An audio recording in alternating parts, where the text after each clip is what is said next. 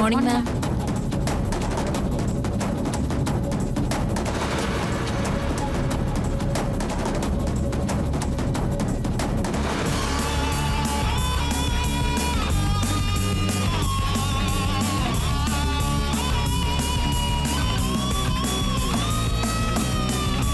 Good morning madam. കൈമളെ, ഓ ആരാണ്? ദേ ആ ടീച്ചറാ, അല്ലി.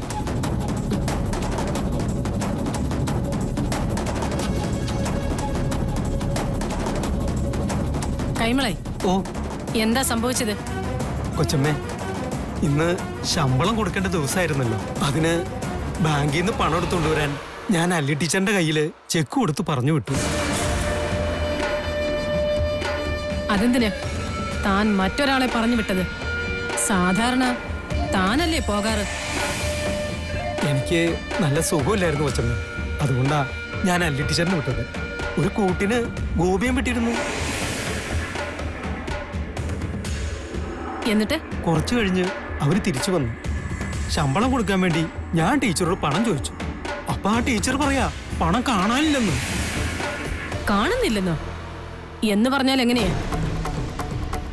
അതാ കൊച്ചമ്മേ ഞാനും ചോദിക്കുന്നത്. കാണാനില്ലെന്ന് പറഞ്ഞാൽ എങ്ങനെയാ? ശമ്പളം കൊടുക്കണ്ടേ? നമ്മുടെ അക്കൗണ്ടിൽ നിന്ന് പണം പിൻവലിച്ചു എന്നുള്ളത് ഉറപ്പാണല്ലോ അല്ലേ? 4 ലക്ഷം രൂപ പിൻവലിച്ചോന്ന് എനിക്ക് ബാങ്കിൽ നിന്ന് മെസ്സേജ് വന്നു. അതായത് ബാങ്കിൽ നിന്നും പണം പിൻവലിച്ചു. ഇവിടെ എത്തിയതുമില്ല അല്ലേ? അതെ കൊച്ചമ്മേ.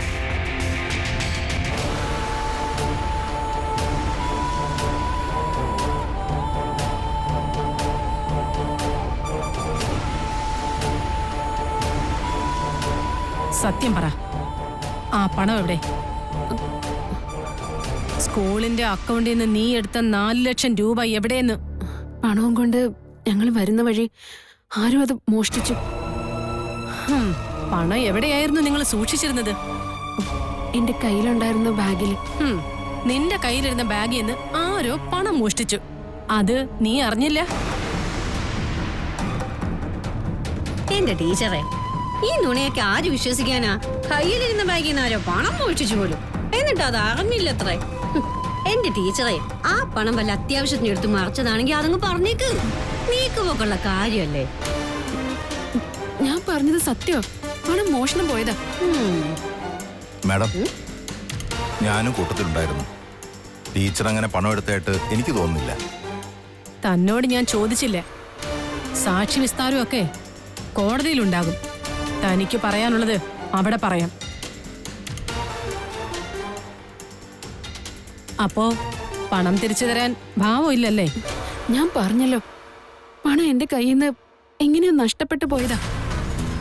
അത് കണ്ടുപിടിക്കണം.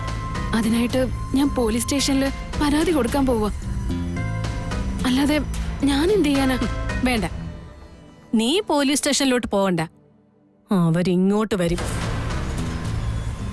കൈമളെ, ഓ താൻ പോലീസിനെ വിളിച്ചിട്ടുണ്ടല്ലോ അല്ലേ? ഉണ്ട് കൊച്ചമ്മേ. സ്കൂളിലെ 4 ലക്ഷം രൂപ നഷ്ടപ്പെട്ടതല്ലേ, അവരറിയിക്കാതിരിക്കാൻ പറ്റുമോ? അവരിപ്പോ വരും. അവര് വരുമ്പോ സ്കൂളിലെ പണം അപഹരിച്ചു എന്ന് കാണിച്ച് താനൊരു റിട്ടേൺ കംപ്ലൈന്റ് കൊടുത്തേക്ക്. സംശയിക്കപ്പെടുന്നവരുടെ പേരും അതിൽ കാണിച്ചിട്ടുണ്ടാവണം. ആ ലിസ്റ്റിൽ ആദ്യത്തെ പേര് ഇവളുടേതായിരിക്കണം.